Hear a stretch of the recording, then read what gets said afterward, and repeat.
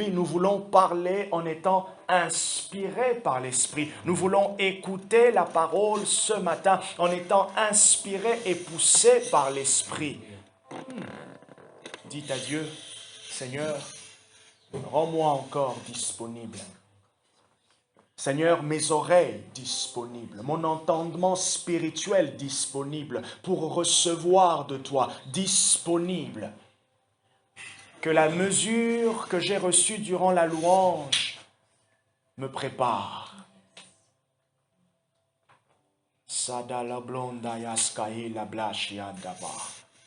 Ézéchiel chapitre 3 verset 2, j'ouvris la bouche. Et il me fit manger le rouleau. Dis à Dieu, Seigneur, je vais manger le rouleau ce matin. Qui est simplement le symbole de ta parole. Dis à Dieu, je vais manger le rouleau ce matin. Dis à Dieu, mon appétit ce matin, mon appétit ce matin. Donne-moi l'appétit de ta parole. Sagia de bladia la blosa. Melanto la sia de blosia te branto skai la blenasha. Dans le nom puissant de Jésus. Kelon de lais kevilies. Oh, ya Dios kablai santo blania shama. Alléluia. Il me fit manger le rouleau. En ton nom, nous avons prié. Nous disons Amen.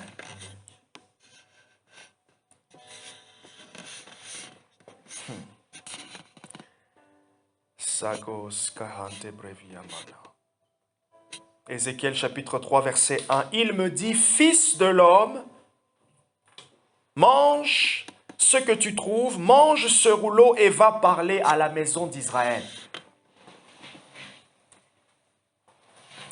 Il me dit, fils de l'homme, mange ce que tu trouves, mange ce rouleau et va parler à la maison d'Israël. J'ouvris la bouche et il me fit manger ce rouleau.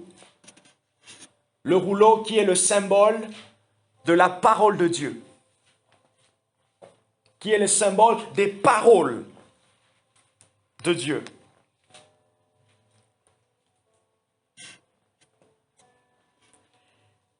Je ne sais pas si vous avez déjà fait un rêve où on vous fait manger la Bible. Ça m'est arrivé la nuit de vendredi à samedi. Ce samedi matin, j'ai fait un rêve comme ça, où quelqu'un priait pour moi. J'étais en train de prêcher et pendant que je prêchais, j'ai donné une parole réma. Vous savez, une parole réma, c'est une parole instantanée, une parole révélée. En fait, c'est une compréhension instantanée de la parole. Ça sort, vous ne pouvez pas vous ne pouvez pas la fabriquer. Ça vient comme ça. C'est le Saint-Esprit qui choisit le temps, le moment, le contexte.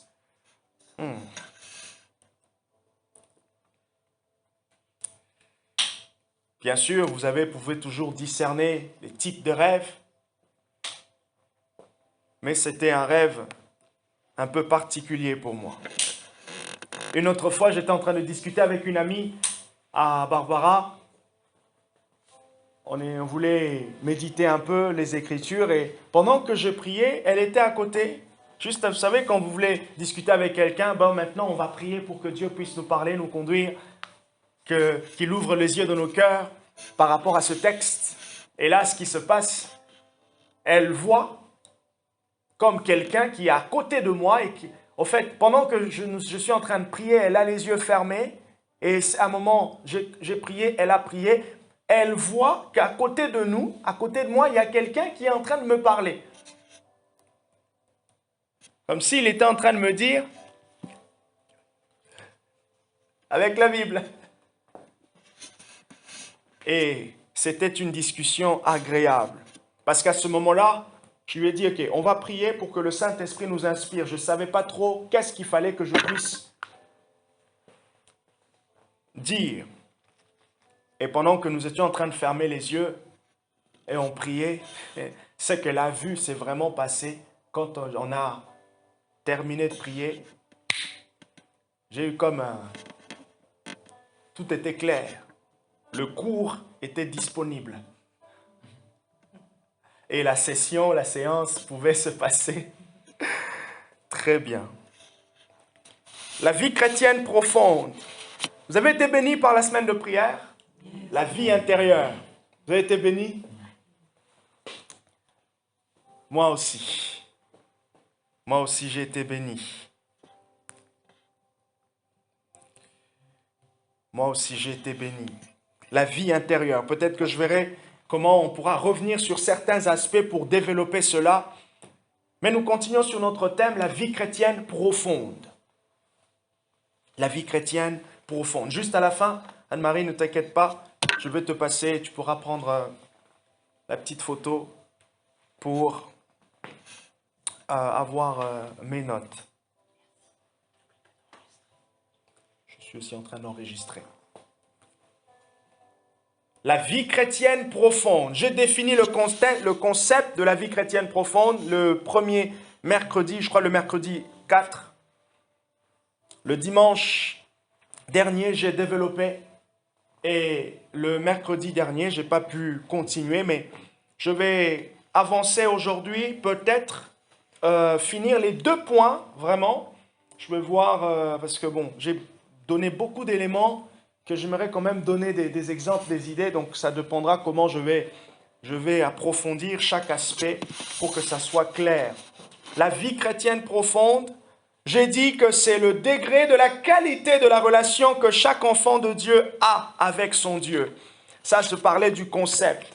Le dimanche dernier, je vous ai parlé des éléments à considérer pour une vie chrétienne profonde. Quand on parle d'une vie chrétienne profonde, c'est quoi? Qu'est-ce qu'il faut considérer autour?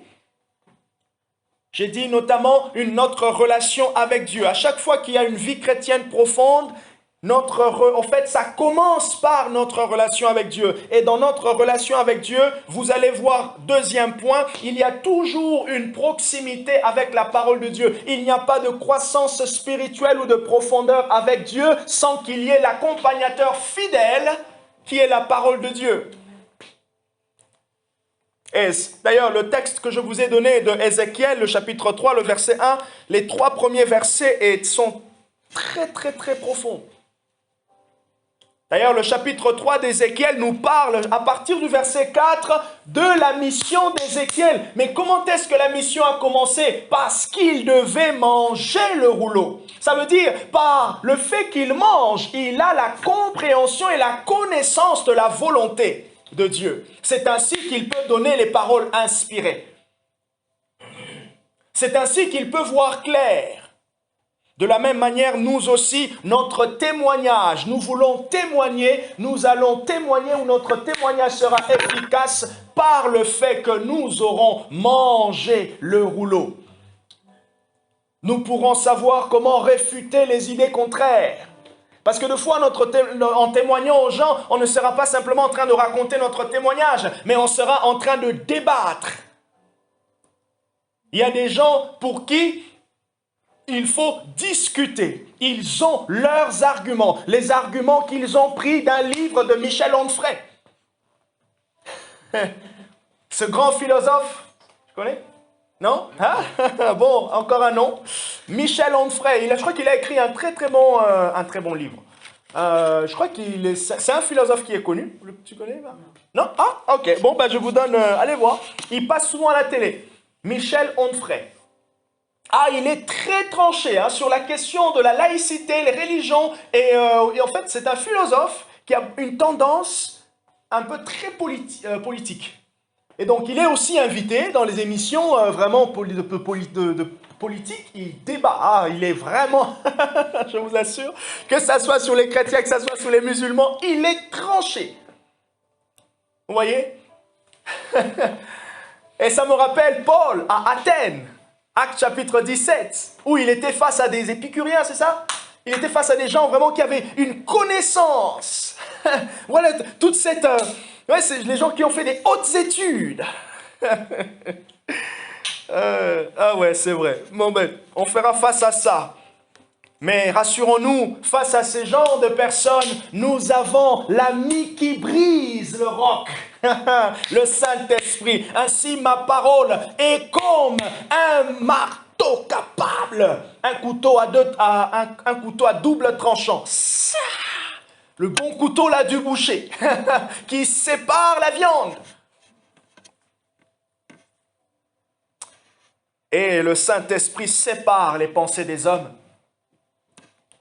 afin d'apporter la lumière dans les cœurs.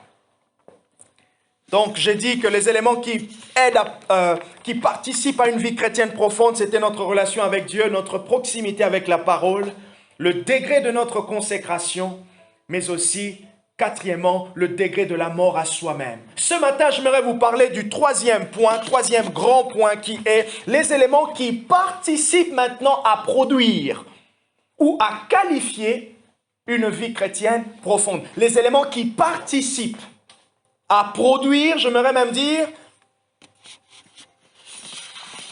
ou à qualifier d'une vie chrétienne profonde. Avec ces éléments, chacun peut regarder et puis dire, ok, je pense que ma vie chrétienne a telle profondeur. Les éléments qui participent à produire ou à qualifier la vie chrétienne profonde. Alors, de ce fait, nous allons prendre Paul comme exemple. Lisez avec moi Philippiens, chapitre 3, le verset 7 à 13. Vous pouvez noter à côté, parce que on ne pourra pas tout lire. Bien sûr, on peut tout lire. Je ne pourrai pas tout commenter. Pour la simple raison que si je commente, on est parti pour une étude biblique. Donc, je vais m'arrêter là. Je vous laisse lire. Comme ça, vous aurez vos propres idées. Parce que si je commente, ça sera... Il y aura beaucoup de choses qui vont ressortir. Et je risque à 12h15, je vous dire, ok, je reviens sur mon premier point. Et là, vous allez dire, ah bon? Donc, Philippiens chapitre 3, à partir du verset 7. Au verset 13, qu'est-ce qu'on peut voir ici? On peut voir la qualité de la relation de Paul. Ce que j'aime dans les épîtres de Paul, notamment dans Corinthiens et pratiquement aussi dans Philippiens, on peut quand même lire un tout petit peu la vie secrète de Paul. Oui, quand je dis la vie secrète, on peut comprendre sa conception. Même s'il peut dire dans Éphésiens, le chapitre 3, du verset 3 au verset 5, Paul peut dire, vous pouvez lire dans mes livres la compréhension que j'ai du mystère de Christ. Ok? Mais maintenant, on peut voir maintenant dans les épîtres, par exemple de Paul à Timothée, les deux épîtres de Paul à Timothée, donc 1 Timothée et 2 Timothée, on peut voir comment Paul concevait le ministère, comment Paul comprenait le ministère. Vous voyez, on peut comprendre la profondeur, ok, que Paul avait de sa vie avec Dieu. Je ne sais pas pourquoi je suis parti dans on peut, mais heureusement que Dieu m'a permis de me libérer de ça. Philippiens chapitre 3, verset 7 au verset 13. Mais ce qui était pour moi un gain, je les considérais comme une perte à cause de Christ. Et même, je considère tout comme une perte à cause de l'excellence de la connaissance du Christ Jésus, mon Seigneur, à cause de lui. J'ai accepté de tout perdre et je considère tout comme des ordures afin de gagner Christ et d'être trouvé en lui, non avec une justice qui serait la mienne et qui viendrait de la loi, mais avec la justice qui est obtenue par la foi en Christ, une justice provenant de Dieu et fondée sur la foi. Philippiens chapitre 3. À partir du verset 7, là je commence le verset 10. Mon but est de le connaître, ainsi que la puissance de sa résurrection et la communion de ses souffrances, en devenant conforme à lui dans sa mort pour parvenir, si possible, à la résurrection d'entre les morts. Ce n'est pas que j'ai déjà remporté le prix ou que j'ai déjà atteint la perfection.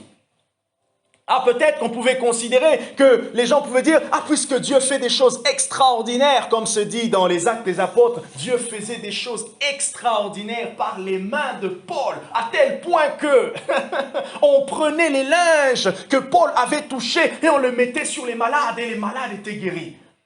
Waouh! Jean-Marc s'est assis là, quelqu'un vient se mettre là, la personne est guérie. Waouh! C'est fou quand même, hein?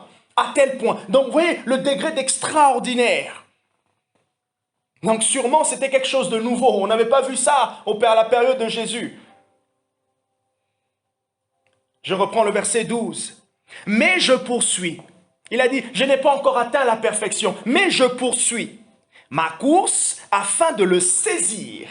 C'est qu'il veut dire simplement là, je suis motivé. Il y a une soif spirituelle intérieure qui est là, qui me permet de poursuivre. Il dit, afin de le saisir, puisque moi aussi, j'ai été saisi par le Christ Jésus. Frère, pour moi-même, je n'estime pas encore avoir saisi le prix. Mais je fais une chose, oubliant ce qui est en arrière et tendant vers ce qui est devant, ce qui est en avant.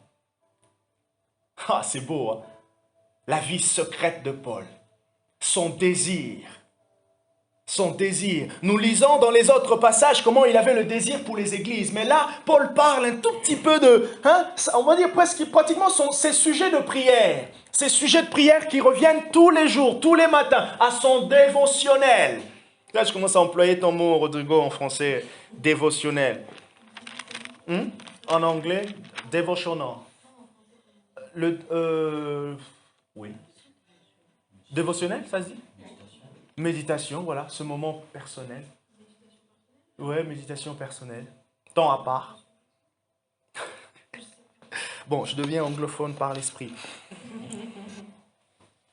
Philippiens chapitre 3, versets 7 à 13. Lisez encore avec moi Colossiens. On tourne, on va vers votre droite. Vous tournez la page, 2 ou 3 pages, vous êtes dans Colossiens normalement. Normalement, vous êtes dans Colossiens. Et ceux qui sont sur Android, faites 2 ou 3 clics et vous vous retrouvez. Colossiens chapitre 3, le verset 1 à 3. Paul, il dit, si donc vous êtes ressuscité avec le Christ, cherchez, certaines versions disent, recherchez les choses d'en haut, où le Christ est assis à la droite de Dieu. Ça, c'est des passages qui nous donnent la perspective de l'avenir, les passages qui nous parlent de la soif spirituelle, les passages qui, on peut se nourrir de cela pour dire, Seigneur, je sais pourquoi je suis là, parce que Paul m'a encouragé à rechercher les choses d'en haut, là où Christ est assis à la droite de Dieu. Verset 2, il dit, prenez ce qui est en haut. Non, plutôt, pensez à ce qui est en haut et non à ce qui est sur la terre. Donc, redirigez vos désirs vers ce qui est en haut. Voilà la perspective. Il peut dire dans le chapitre 1 au verset 3 dans Éphésiens, il dit que béni soit Dieu le Père de notre Seigneur Jésus-Christ qui nous a bénis de toutes les bénédictions spirituelles dans les lieux célestes. En Jésus. Dans les lieux célestes, en Christ. Et là, Paul nous attire notre attention, nous encourage à porter nos regards vers les choses d'en haut. Montons, montons, montez. Ne pas rester sur, être fatigué. Il y a un équilibre à avoir. Je vais au travail, j'ai mon truc, j'ai mes projets, je construis ma maison, j'achète. Il y a un équilibre à avoir dans cette vie. Mais on sait que tout ce qu'on a dans cette vie est éphémère. Notre réalité, notre confiance, c'est dans ce qui est éternel. Voilà pourquoi je nous encourage et je commence même à me dire, même pour moi-même, tout ce que nous faisons ici, je viens à l'église, je donne ma dîme, j'évangélise, tout ce que nous sommes en train de faire, je pense et je crois que nous devons nous dire, maintenant nous ne semons plus simplement pour l'église locale, mais nous travaillons pour l'éternité. Mon investissement, c'est l'éternité. Ce que je vise, c'est dans l'éternité de temps. Quand vous priez en langue, vous n'êtes pas en train simplement de vous fortifier pour un moment donné. C'est pour l'éternité. Parce que dans cette éternité, vous avez déjà la vie. La vie éternelle, vous l'avez maintenant, ici. Là, maintenant. Et elle est effective maintenant. Et le diable sait que vous l'avez maintenant. Notre attente, notre mort, c'est simplement la délivrance finale. Et dans la perspective du retour de Christ. Bien sûr, s'il ne revient pas avant. Mais bon, il y a beaucoup de surprises qu'il revienne dans les 30 ans. Mais il pourra revenir dans les 30 ans.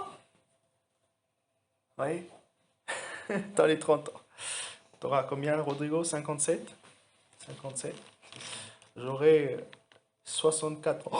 Oh, départ à la retraite. Bon, aucun débat. Aucun débat. Départ à la retraite. Amassons notre retraite spirituelle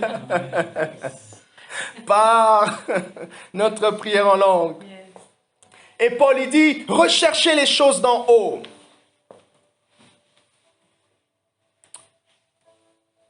Un autre passage, je vous encourage à le noter, 1 Corinthiens chapitre 14, versets 1 à 2. 1 Corinthiens 14, je dirais même plutôt le verset 1. Paul, il dit, recherchez l'amour, et puis il dit, aspirez aux dons spirituels les meilleurs. Vous allez voir au fait que les trois passages que je nous ai donnés parlent d'un certain désir, d'une soif spirituelle, d'une envie, une hardiesse spirituelle, l'ambition spirituelle.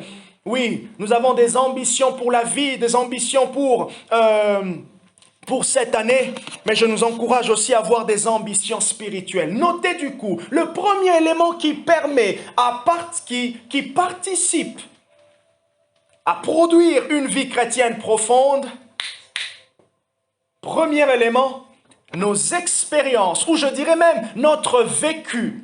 Alors, je vais, avant de pouvoir aller plus loin, quand même dire, à chaque fois que je parle d'expérience, si quelqu'un veut aller, c'est pas être très jugé, bien entendu, on n'est pas en train d'être un peu trop dans le New Age. Les New Age, c'est un peu tout ce... Comment dire toute cette, voilà, c'est la religion un peu moderne, tout ce concept de pouvoir vivre des expériences profondes avec la nature. Okay. Nous, ce qu'on est en train... Vraiment, quand je parle d'expérience, c'est vraiment ce vécu. Ok? Un vécu personnel. Ou je dirais une vie pratique, quelque chose de pratique. Donc, j'ai compris dans la Bible et dans ma vie, il y a quelque chose que j'ai expérimenté qui valide. Vous voyez? C'est pour ça que j'entends les expériences personnelles avec Dieu. À chaque fois et quand notre vie chrétienne va un peu plus en profondeur, ce qui va se passer, c'est que nous allons avoir de plus en plus un vécu avec Dieu qui est profond. En fait, comment comprendre le vécu avec Dieu? Le vécu avec Dieu, vous allez voir par exemple que des gens, vous allez expérimenter des visions, des rêves. Vous commencez à comprendre le langage de Dieu. Dieu commence à vous parler de manière régulière. Où il y a une certaine fréquence dans la semaine. Il y a une certaine fréquence. Vous dormez, vous priez, vous sentez qu'il y a une présence de Dieu. Vous savez, quand on dit nous sommes en relation avec Dieu, ce n'est pas des expressions juste pour faire beau. C'est vraiment nous sommes en relation avec Dieu. Il y a vraiment un rapport. On lui parle, il nous répond. Et comment est-ce qu'il nous répond? Il nous répond, Dieu parle tantôt d'une manière, tantôt d'une autre. Job chapitre 32 plutôt. Il nous parle par des rêves, il nous parle par des songes, il nous parle au travers de la Bible. Vous prenez la Bible, ok, ce jour-là, vous êtes, comme on disait tout à l'heure, dans votre dévotionnel, vous êtes en train de lire, et là, directement, vous lisez le passage, vous vous arrêtez un peu. Vous relisez le passage, vous vous arrêtez un peu. Vous avez l'impression qu'il y a une discussion entre vous et le texte. Ou soit dès que vous avez commencé vous avez commencé à lire le passage, directement, une situation de votre vie, une situation courante revient. Et là, elle ne revient pas juste pour vous embêter, mais vous avez comment ça s'appelle on dirait que vous avez la solution, vous comprenez ce que vous étiez en train de rechercher avant. Oui, une parole réma. Je cherchais à savoir qu'est-ce que je dois faire. Et là, subitement, c'est venu. Paf! Vous ne pouvez pas expliquer, mais c'est venu. Une vie chrétienne profonde. Je m'étonne aujourd'hui que beaucoup de personnes, souvent, veulent lire la Bible. Ok, ils veulent avoir des versets, mais ils n'ont pas le vécu de ces versets. Ils n'ont pas le langage de ces versets. Ces versets, en fait, on a retenu, mais ça n'a pas parlé, on n'a pas retenu là. C'est resté dans l'intellect. J'ai remarqué, on veut, comment on dit, Dieu, voilà. Je racontais au pasteur Oda, il me dit, Dieu parle dans la Bible. Dieu parle dans la Bible. Mais je mets ces gens au défi. Ok. Montre-moi comment tu as entendu la voix de Dieu. Comment ça se passe quand on entend la voix de Dieu dans la Bible? Comment ça se passe?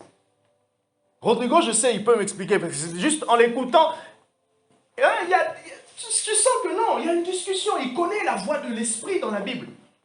Il connaît. Mais il y a d'autres personnes, et j'aimerais nous éviter. Deux fois, vous allez voir, en fait, on défend le Dieu qui parle dans la Bible, simplement pour écarter toutes ces soi-disant autres révélations. Vous voyez, soi-disant autre révélation, c'est qui, les gens qui disent Dieu m'a parlé, Dieu m'a dit, Dieu m'a dit, Dieu m'a dit, Dieu m'a dit, Dieu m'a dit. Et du coup, ils sont tellement contraires à ce Dieu m'a dit que non, on doit rester dans la parole. Tu vois, lorsque tu lis comme ça, tu es dans la parole. Tu restes dans la parole. Ok? Oui, dans la parole. Mais du coup, qu'est-ce que la parole m'a donné? Vous voyez? Qu'est-ce que la parole m'a donné? C'est simple. À chaque fois que vous lisez un texte biblique, vous avez à cœur de lire un texte. Vous lisez, c'est beau ça, ce texte, cette histoire, waouh, c'est beau, c'est très bien, je ne connaissais pas, waouh, c'est profond.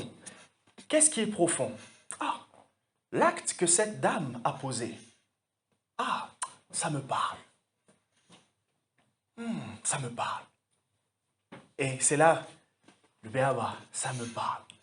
Arrêtez-vous simplement sur cet acte-là, cette histoire, ce verset, cette phrase. Rodrigo, il dit, je ramène le passage. Vous devenez comme un herbivore, la chèvre. Vous l'avez avalé? Le texte de Ézéchiel, j'ai dit quoi? Le texte d'Ézéchiel, qu'est-ce qu'il dit? Il m'a dit, mange le rouleau. Le verset 3, il dit, quand j'ai mangé, il y avait un goût.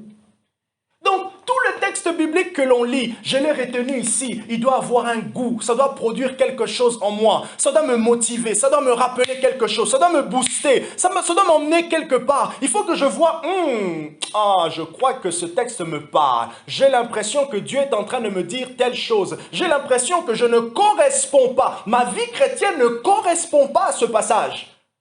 Vous voyez un peu? C'est comme ça que Dieu nous parle tous.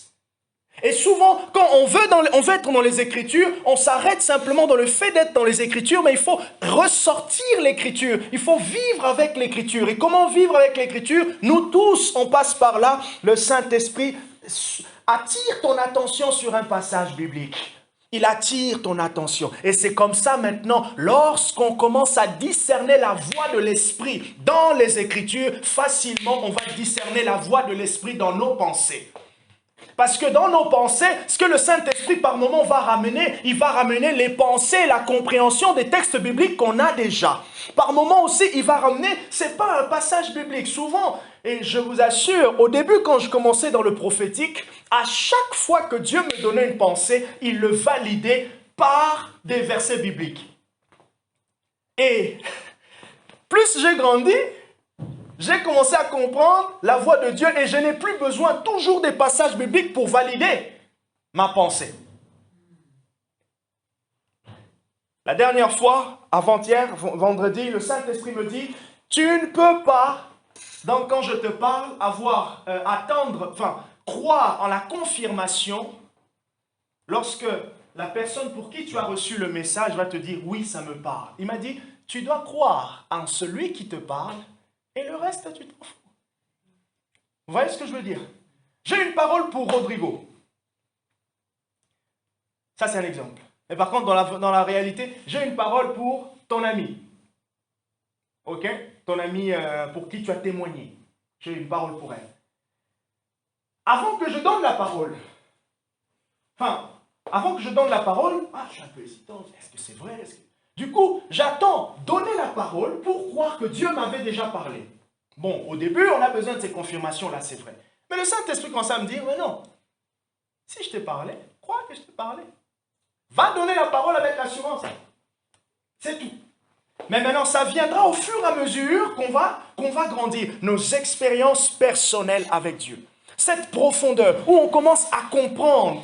C'est très intéressant. Vous savez, en fait, c'est vraiment la vie avec Dieu, la proximité. Vous commencez à comprendre autour de vous l'activité de Dieu. Vous commencez à comprendre qu'est-ce que Dieu est en train de faire. Qu'est-ce qui se passe dans votre vie chrétienne. Qu'est-ce qui se passe dans votre lieu secret. Et quand vous commencez à voir ça, vous sentez la proximité de Dieu. Vous regardez votre semaine, 2 ou 3 événements, vous dites, ça m'enseigne quelque chose, ça m'apprend quelque chose. J'ai l'impression de discerner des choses ici. Ce n'est pas anodin. Parce que souvent, en fait, facilement, on va scinder, on va mettre des box. J'étais à l'église, 2h30, je suis sorti de l'église, j'ai fait mon chemin pour retourner au boulot, plutôt à la maison. J'étais dans la semaine, j'étais au boulot, je suis rentré. Vous voyez, en compartiment. Donc, quand je suis sorti de mon temps, de mon moment avec Dieu, Dieu est resté dans la chambre. Je suis allé tout seul. Je suis revenu. Ou soit, quand j'ai commencé à prier, j'ai appelé Dieu. Il a répondu. Vous voyez? Facilement, presque naturellement, on pourra faire ça. Mais maintenant, vous savez, même quand vous commencez à être le discernement la sensibilité spirituelle commence à grandir, vous commencez en fait à n'importe quel moment voir, comprendre les actes et la présence du Saint-Esprit, avec vous d'abord, mais aussi autour de vous. Vous voyez pas? Donc, l'expérience personnelle. Et ça commence où? Ça commence toujours dans ce lieu secret où on parle avec Dieu. On parle avec Dieu, on s'adresse à lui en étant conscient qu'il nous écoute et qu'il y a un retour. Des visions, des rêves. Des visions, des rêves. Il a dit, le témoignage de décembre, c'était la première fois, de décembre ou de novembre, c'était la première fois, Jean-Marc, que Dieu me parle comme ça, avec précision dans un rêve. Souvent, il me parle d'une autre manière. Mais là, donc c'est un plus où j'apprends à connaître Dieu. Et ce plus-là fait partie maintenant de mon parcours avec lui, mon expérience avec, mon vécu avec lui. Et je vous assure, si Dieu l'a fait une fois, rassurez-vous, il y aura une deuxième fois. Il n'y a jamais 200, jamais 300, jamais 203. Il y aura une troisième fois, jamais 304, je ne sais pas si ça te dit, mais il y aura une quatrième fois, il y aura une cinquième fois, et ainsi de suite. Des expériences personnelles avec Dieu, de manière régulière et de manière fréquente. Et des fois, je m'étonne. La personne, elle vient à l'église, elle vient à l'église, elle vient à l'église, elle vient à l'église, mais elle ne connaît pas Dieu. Mais non, attends. Elle vient à l'église, mais elle ne sent pas, elle ne reconnaît pas la proximité de Dieu. Non. Il y a un problème. Et des fois, simplement, le problème là, c'est juste ouvrir à la personne ce petit côté d'expérience. Juste lui dire, écoute, Dieu est là. Il te parle. Tu vois ce que tu as compris là? C'est comme ça que ça se passe pour tout le monde. Ah bon? Et la prochaine fois, la personne sera attentif. Et quand elle va prier, va dire Seigneur merci parce que je t'avais vu venir. Et quand j'ai compris ça, j'ai pris mes décisions. Et souvent ça nous arrive, on voit ça beaucoup quand on fait nos classes les enseignements sur écouter Dieu, la voix de Dieu. Tout le monde rêve. Tout le monde a des images. Tout le monde a des sensations durant les temps de prière. Comme tout à l'heure, durant le moment de louange, comment on a démarré. Je ne sais pas si vous avez senti un moment, comment on a démarré. On a été amené pendant au moins presque 30 minutes. En langue et tout. Et maintenant, quand on voulait sortir, qu'est-ce qu'on fait? On laisse le Saint-Esprit nous faire sortir tranquillement. Et puis on passe à autre chose. Et ça, c'est simplement la compréhension de la direction de l'Esprit. Vous pouvez entendre, j'étais en train de regarder Marie, j'entendais comment Pregma était en train de chanter, je regardais Rodrigo, je regardais Barbara pour voir quelle est l'expression de l'Esprit avec chacun. Parce que ça me permet d'évaluer quand est-ce que ça sera la fin. Quand ça sera la fin, vous avez senti que tous, il va nous dire, voilà, on passe maintenant à autre chose. Je vous ai introduit, on continue. Et quand on ne connaît pas ce mot-là, qu'est-ce que vous allez faire? Le courant, on coupe. Oh Marie, on avait dit 10 minutes pour le chant. Et là, des fois, vous sentez que la coupure, on dirait qu'on t'a donné un... Et la coupure est tellement violente que... Et même les gens ressentent, on dirait, ah, mais c'était bon, pourquoi tu es... Mais personne ne dit. Et là, qu'est-ce que Paul dit? Vous avez attristé le Saint-Esprit. Vous voyez? On est en train de goûter à quelque chose. On laisse. C'est quand vous avez une petite friandise pour le petit chat. Il est en train de manger, il est en train de sucer. Laissez-le sucer jusqu'à ce que lui-même puisse dire non, c'est bon. Souvent, nous, ce qu'on veut, ce qu'on fait, c'est que, en fait, on dirait que... C'est le Saint-Esprit, le chat, quoi, tu vois. C'est bon, ça fait 10 minutes, t'étais là. C'est l'inverse. C'est le Saint-Esprit qui doit nous donner le goût de la présence de Dieu. Et on y reste, et on a envie de rester. Pendant qu'on est là, qu'est-ce qu'on fait? On continue à prier en langue. Vous sentez que, il y a un bien intérieur. C'est ce bien-là déjà qui est un début de langage.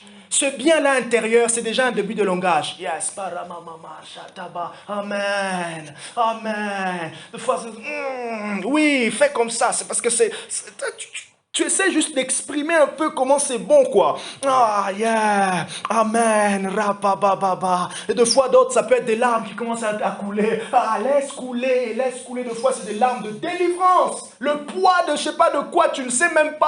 Mais Dieu sait qu'il y avait un truc caché là. Ouh, les larmes, ça sort et tu es libéré. Vous voyez? Mais de fois, on peut vite. On est tellement essoufflé. Bon, les expériences avec Dieu. Deuxième chose qui se passe. Les manifestations surnaturelles du Saint-Esprit avec soi ou au sein de l'église locale. Et souvent, il faut se poser la question. Pourquoi les manifestations sont si rares? Cette semaine, je crois, à partir de jeudi, je regardais un peu, beaucoup de choses au niveau de l'église, mais il y a comme une question qui a commencé à venir dans mon cœur. Mais Seigneur, on dirait que le surnaturel, le miraculeux dans l'église est un peu rare. Mais pourquoi c'est rare? Saint-Esprit, qu'est-ce qu'on peut faire? Pourquoi c'est rare? Les manifestations surnaturelles du Saint-Esprit. On écoutait un livre qui s'appelle Supernatural Access. En gros, accès surnaturel.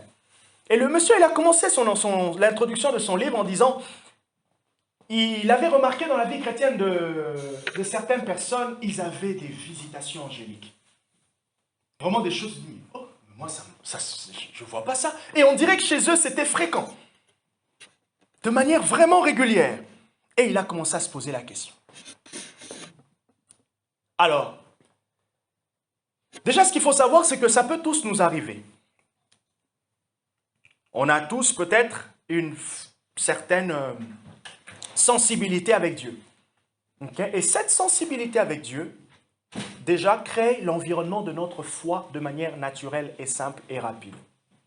Ok? Et maintenant, pour passer à l'autre dimension, ok, vous allez devoir sortir, croire aussi ce que Dieu peut faire cela avec vous, parce que vous ne le voyez pas souvent. Est-ce que j'étais clair? Les manifestations surnaturelles du Saint-Esprit avec soi dans l'Église locale. Quand la vie chrétienne devient profonde, facilement on aura l'audace de pouvoir prier pour quelqu'un et de croire au miracle pour nous, de croire au miracle par nous. Et ce que je veux dire aussi, c'est qu'on devient aussi actif, ok? Se dire, Dieu veut et peut faire avec moi. Surtout, Dieu veut le faire avec moi. Les manifestations surnaturelles. Alors, je vous pose la question, je nous pose la question, quelle est la manifestation surnaturelle? Quelle est la manifestation puissante de l'esprit que nous avons vécue? Ok, ça c'est une première question. Une deuxième question, quelle est la manifestation surnaturelle qui est arrivée par moi? Dieu est passé par moi. Vous voyez comment, des fois, quand vous vous posez ces questions, vous dites, ah, mais j'ai l'impression, non. Et du coup, pourquoi? Non. Est-ce que, naturellement, vous êtes exclu? Non. Dieu, il vous a dans la liste. Alors, c'est là qu'on se dit, que dois-je faire? Mais le bien, c'est que, facilement, ça a attiré notre attention. Ah, mais c'est vrai que ça peut aussi m'arriver. C'est aussi pour moi, oui. Tu veux que je répète les questions? Ah, ok, j'ai cru que tu as réagi comme... Oui, les manifestations surnaturelles du Saint-Esprit avec soi ou au sein de l'Église. Ah, je vous assure, c'est l'atmosphère qu'on avait au début. Ah, s'il y avait un esprit. Ah, ça, c'est l'atmosphère de délivrance. L'atmosphère de guérison. Et souvent dans ces genres d'atmosphère, c'est important de faire le pas de foi. Est-ce qu'il y a quelqu'un qui a un problème? Est-ce qu'il y a quelqu'un qui a ceci? Je me rappelle, c'était en 2019 ou 2018. Un ami est venu nous voir à la maison. Il est venu, et donc il a passé la nuit chez nous. Et nous étions en train de discuter, c'était un mardi soir, après-midi. On discutait, et pendant qu'on parlait, à un moment, j'ai fait une prière au Saint-Esprit. J'ai dit, j'aimerais saisir ta présence, ton onction, et faire un acte de foi. J'étais en train d'enseigner. Et j'ai commencé à reconnaître, pendant que j'étais en train de discuter avec lui, que j'étais inspiré. Quel était le signe que je savais que j'étais inspiré? Premièrement, c'était la fluidité de mes paroles et de mes idées. Pourquoi? Parce que lorsque la présence de l'esprit est là, vous sentez comme si vous êtes poussé et vous sentez que ça coule naturellement. Je sentais que je coulais. Ah! Et je sentais que même la personne, elle était vraiment attentive. Je dis, ah, il y a vraiment, c'est bon à ce moment-là, en ce moment. Et ce que j'ai dit intérieurement, Saint-Esprit, montre-moi quelque chose. Parle-moi son sujet. J'ai dit, j'aimerais faire une expérience au niveau du prophétique. Et là, le Saint-Esprit me donne une idée. Il me parle concernant sa famille. Et après, le Saint-Esprit me montre, il était de Martinique. Il me montre un magasin en Martinique. J'ai dit à la personne, oh, elle était effrayée. Moi, ça m'a aussi effrayé parce que c'était nouveau. J'ai coupé le flot. Je vous assure, j'ai coupé le flot. Et la personne, non, c'est pas vrai. Non, c'est pas. Il était dans le salon en train de dire non. Et du coup, Barbara était dans la chambre, elle est sortie. Qu'est-ce qu'il y a? Elle dit, non, je te raconterai. J'ai coupé le flot. Et quand l'événement s'est passé, quand il est reparti, je réfléchissais, je me suis dit, waouh. Et mon regret, c'est que je pouvais aller plus loin. Mais j'ai arrêté parce que c'était nouveau. Je vous assure, ça m'a effrayé. Les choses que je voyais à la télé, certaines personnes le font, ça m'a effrayé. Mais je l'avais tellement fait intérieurement que je n'ai pas pu continuer. Je lui ai donné une parole sur sa tante. Je lui ai donné une parole sur le lieu où il habitait. Je lui ai dit, tu sais, c'est un magasin Carrefour. D'ailleurs, dans le magasin Carrefour, il y a une lettre comme ça. Non, effectivement, la lettre est écrite comme ça. D'ailleurs, Carrefour, c'est à toute la couleur, mais par contre, la lettre n'a pas la couleur. Comment tu as fait ça? Oh. Mais ce que ça m'a enseigné, c'est que dans cette atmosphère-là, il y a quelque chose de la foi qu'on peut saisir. Les manifestations surnaturelles. Les éléments qui participent à produire la vie chrétienne profonde, c'est nos expériences personnelles avec Dieu et les manifestations surnaturelles du Saint-Esprit. On en a besoin. Et le Saint-Esprit, naturellement, il le fera. Lorsqu'il y a proximité, l'Esprit est là. Parce que la proximité crée la sensibilité. Et c'est la sensibilité qui nous permet de répondre à ce que l'Esprit fait actuellement. Oh, je répète, la proximité, peut-être ça, on va mettre ça dans notre post YouTube. La proximité avec Dieu crée la sensibilité. Et c'est la sensibilité qui permet de répondre au maintenant de l'esprit. Je suis enseignant. Quand j'enseigne, je peux voir quel élève est attentif. De même, durant nos cultes, on peut voir, on peut ressentir qu'est-ce que le Saint-Esprit est en train de faire. Alors je vous donne une chose, comment commencer? Toujours se poser la question, à un moment donné, vous êtes en train de prier, vous vous arrêtez, vous posez la question, Saint-Esprit, qu'est-ce que tu es en train de faire? Alors, vous attendez à une réponse, cette réponse peut être une voix intérieure. Mais deuxième chose que vous pouvez checker, c'est comment vous vous sentez pendant que vous êtes en train de prier. Pendant que vous êtes en train de prier, comment vous vous sentez? Des fois, c'est normal, quand on ressent qu'on n'est pas bien, qu'on a le moral bas, on reconnaît. Et de la même manière, on peut reconnaître aussi quand je sens que je suis au zénith de ma vie spirituelle. Je sens que cette semaine, je suis bon. Et des fois, vous savez peut-être que c'est peut-être aussi une bonne nouvelle du boulot qui vous permet d'avoir un peu cet élan-là de bien-être, mais vous vous posez la question, vous vous arrêtez un peu. Comment je me sens? Je sens bien là. Vous voyez? La sensibilité, la proximité avec Dieu permet cela. Troisièmement, lorsque on a une vie chrétienne profonde, les éléments qui participent à produire cette vie chrétienne profonde, il y a une relation personnelle avec les Écritures. Ça veut dire avec le Logos, mais aussi avec la parole Réma. Avec la parole Réma. Une relation personnelle avec les Écritures. Ça veut dire quoi de manière pratique? Ça veut dire que l'on apprend à connaître sa Bible. Vraiment, on apprend à connaître sa Bible. C'est des fois surprenant, mais c'est tout à fait aussi normal. Vous savez, quand vous n'ouvrez pas votre Bible, simplement, surtout, la version papier. Ok? Esther. Bon, rassurez-vous, prenez le réflexe, allez dans le sommaire, regardez. Ok? Mais l'habitude simplement de commencer à ouvrir une fois, de trouver là où se trouve Esther, facilement vous allez vous retrouver à la fin. Ok?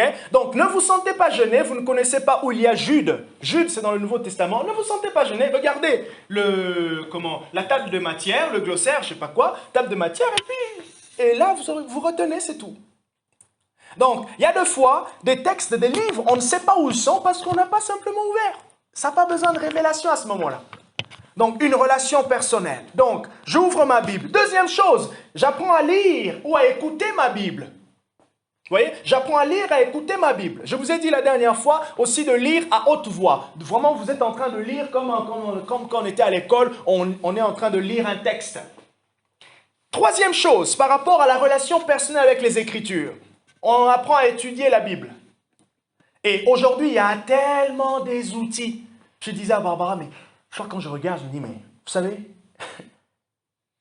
on a à notre disposition beaucoup d'éléments pour enrichir notre vie chrétienne. Et c'est bizarre de constater qu'on n'a pas de profondeur. Pourquoi? Parce qu'on ne va pas vers les ressources qui sont présentées. Donc, une relation personnelle avec la Bible, c'est aussi avoir les livres d'études. Là où on vous pose des questions, vous répondez. Ah, c'est vraiment comme un QCM. Hein? Mais c'est formateur. C'est pourquoi? Parce que ça vous permet vous-même de répondre à la question avec votre compréhension. Parce que là, quand vous écoutez une prédication, vous êtes en train d'écouter, en gros, je vous ouvre la bouche et je vous donne. Ça n'a rien de mauvais, ok? Mais c'est aussi bien, en plus d'avoir mes idées, d'avoir vos idées, et lorsque vous avez les deux, vous avez une compréhension enrichie. Donc, une relation personnelle avec les Écritures participe à produire une vie chrétienne profonde. Et maintenant, c'est comme ça que vous allez former des éléments pour que le Saint-Esprit les utilise pour la parole Réma. C'est comme ça. La parole Réma, ça ne vient pas toujours dans le vide comme ça, non. Le Réma vient parce qu'on a un soubassement, le Logos. On a le Logos, donc la parole écrite. Ésaïe 33, le verset 16, je suis tombé par hasard. Celui-là habitera dans les lieux élevés. Oh Dieu, t'es bon. Celui-là habitera dans les lieux élevés. Des rocs fortifiés seront sa retraite. Le pain lui sera donné et l'eau lui sera assurée. Notez ce passage quelque part. Dieu, il est bon. Alors ce passage correspond à notre prédication. Celui qui a une relation personnelle avec les Écritures, celui-là, il habitera dans les lieux élevés. Des rocs fortifiés seront sa retraite. Lorsque l'ennemi viendra avec toutes choses, on pourra utiliser le carquois, l'épée de l'esprit. Éphésiens chapitre 6, l'apôtre Paul parle de la parole de Dieu comme l'épée de l'esprit. On ajoute à notre prière en langue l'épée de l'esprit. On a fait une délivrance durant le mois de décembre, le dernier mercredi, je crois qu'on était ici. À un moment, on était en train de citer juste les passages bibliques. On confessait juste les textes dans la vie de la personne. C'était beau. La puissance de Dieu se déferlait comme ça. Vous savez, quand on parle des expériences, on doit vraiment dire au Saint-Esprit, on va prier ça. On va prier tout à l'heure. On va vraiment dire au Saint-Esprit que sa manifestation tangible, on doit voir avec nos yeux, vous voyez, voir avec nos yeux comment il opère, ce qu'il est en train de faire. Ça enlève toute forme d'incrédulité. Ça nous donne vraiment cette conscience, la proximité de Dieu. Et ça imprègne fortement en nous que le livre que nous sommes en train de lire, je parle d'un livre, mais il y a une puissance derrière. Et des fois, quand on est dans la délivrance, on voit comment les démons réagissent simplement à ce passage, à Jean 1 que tu lis, tu connais par cœur. Quand tu vois les démons réagir, tu te dis, c'est vraiment, c'est vraiment fort, quoi. C'est vraiment pas de la blague. Hein. C'est vraiment pas de la blague. Marie était là en train de répéter, elle était tranquille, elle ne faisait rien. Mais tais-toi. Marie, elle a été brutalisée. Hein? Il y avait pire. Marie était insultée. Elle était juste en train de se balader. C'est moi qui priais. À un moment, elle est simplement en train de dire, Jésus, Jésus, prends ta place. Vous savez, des fois, vous chantez, même vous ne sentez pas la profondeur, mais mettez un démon là, il va vous dire, arrête ta bouche là, ferme ta bouche là, parce qu'il est vraiment en train de prendre ta place là. Et on dit, wow! C'est pour ça que je vous dis, les genres d'atmosphère comme ça, donc c'est important de voir, vous voyez, c'est important de voir, c'est important de dire à Dieu, ne nous prive pas de tout ce qui peut être beau pour nous, pour fortifier notre foi, dans le visuel. On parlait l'autre fois par rapport à la communication aujourd'hui, même mes prédications.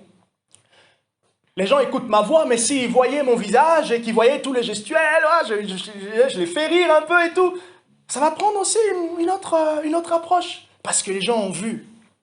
Les incrédules qui disent « Ah mais moi je croirais si je vois. » Il faut qu'on leur permette de voir des choses. Même si ce n'est pas une parole qu'on sait que Dieu n'a pas... Dieu ne peut pas, il peut pas se prouver. Il est là, il fait. Quand il veut, il choisit. Mais par moment, vous avez envie de dire à ces personnes-là, écoute, je vais te prouver alors. Parce que tu veux voir, il faut que tu vois. Et c'est pourquoi Paul pouvait dire, afin que votre foi ne soit pas fondée sur les discours. Ouais, je vous dis, prêcher, des discours après ça, mais sur une démonstration. On a besoin de cette démonstration-là de l'Esprit. Donc j'ai dit une relation personnelle avec les Écritures. Je vais terminer en disant, ça, j'ai dit, si possible, des apparitions angéliques, voire des anges.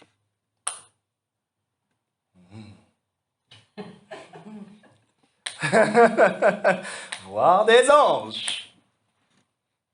Oui, c'est des choses qui existent.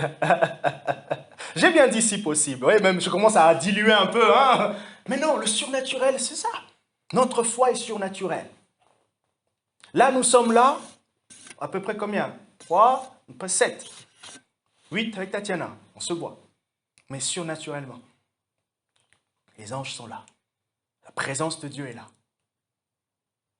Le Saint-Esprit, il est là. Et de fois, le monde des expériences, c'est un peu un monde, voilà. Mais, d'une certaine manière, c'est comme un peu le combat spirituel. On doit reconnaître que c'est important d'avoir cette conscience de la réalité spirituelle. Et je vous assure, beaucoup de choses, comme j'ai dit tout à l'heure par rapport à la sensibilité spirituelle, vient aussi lorsqu'on reconnaît que dans l'invisible, Dieu règne. Je reconnais qu'il y a les anges dans l'invisible. Et dans la délivrance.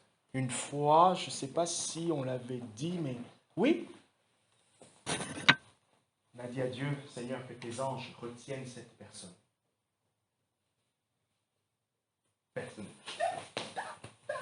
Que les anges retiennent cette personne. La personne, elle a arrêté de bouger. Pourquoi? Parce qu'on n'est pas seul. Et c'est là que vous vous dites, mais je n'étais qu'avec ma femme. Non, vous étiez ta femme plus plusieurs milliards. Des armées. Donc, je peux croire que nous avons déjà atteint ces 55 personnes. Parce que nous sommes des milliards ici. Mais, curieusement, on n'a pas besoin de sortir. On n'a pas besoin de plus de chaises parce que, heureusement qu'ils sont debout. Cinquièmement, et pour finir, les éléments qui participent à produire une vie chrétienne profonde, c'est aussi devenir, quand on devient un instrument de choix entre les mains de Dieu. Notez ce texte de Paul dans 2 Timothée, le chapitre 2, à partir du verset 20 au verset 22. Paul dit, dans la maison de mon père, il y a plusieurs ustensiles. Ustensiles, voilà. Heureusement que Michel Onfray n'est pas là. Et il dit, il y a plusieurs vases. Des vases d'honneur, des vases d'un usage noble et des vases simplement simples. Il dit, mais si tu veux devenir un vase d'honneur, voilà ce que tu dois faire. J'ai paraphrasé le texte. Et quand notre vie chrétienne devient de plus en plus profonde, ce qui se passe, c'est qu'on devient un instrument entre les mains de Dieu. Et nous tous, nous sommes des candidats potentiels, des candidats, des personnes que Dieu veut utiliser. Alors pour que Dieu puisse nous utiliser, nous devons comprendre qu'est-ce qui caractérise, quelles sont les conditions, je veux dire, ou quels sont les prérequis, quelle est l'atmosphère qui permet au Saint-Esprit de m'utiliser. Qu'est-ce que je dois faire de manière quotidienne, de manière régulière, pour que le Saint-Esprit m'utilise. Et quand on commence à veiller à cela, facilement le Saint-Esprit dit, bon, aujourd'hui, je te donne une parole pour Alessandra.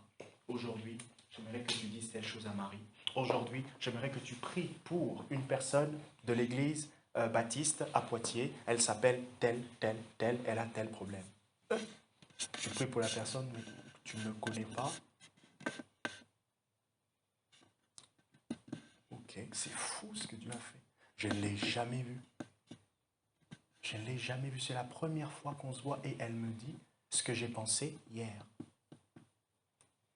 La vie chrétienne profonde. Nous allons prier pour dire à Dieu, Seigneur,